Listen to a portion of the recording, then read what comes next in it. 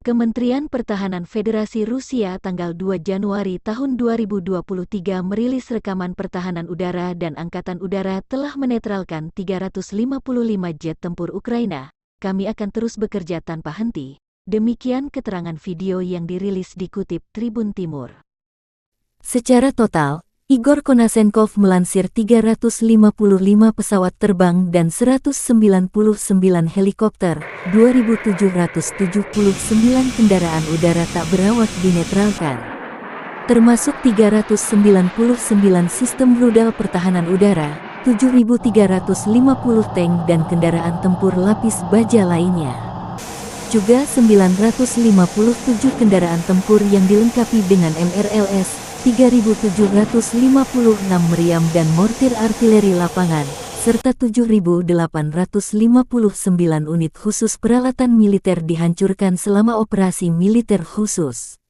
Dari kubu Kiev, Kementerian Pertahanan Ukraina melansir 760 prajurit Rusia dieliminir dalam 24 jam terakhir. Termasuk 5 unit artileri, juga 46 drone dan 12 rudal jelajah ditembak jatuh. Secara total, militer Rusia sudah kehilangan 106.720 prajurit sejak awal serangan.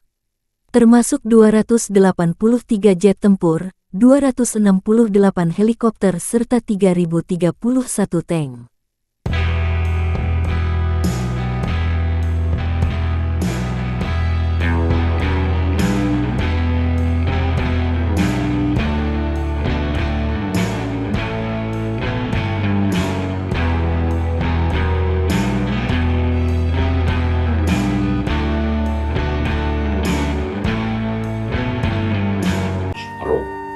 Дякую нашим повітряним силам, льотчикам, зенітникам, 33 шахеди на їхньому рахунку.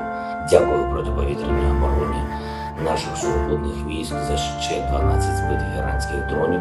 Просто молодці хлопці. Російські терористи, як були жалюгідними, так і ми зайшли в цей рік. Наші захисники, як були молодці, так і 1 січня себе показали дуже добре.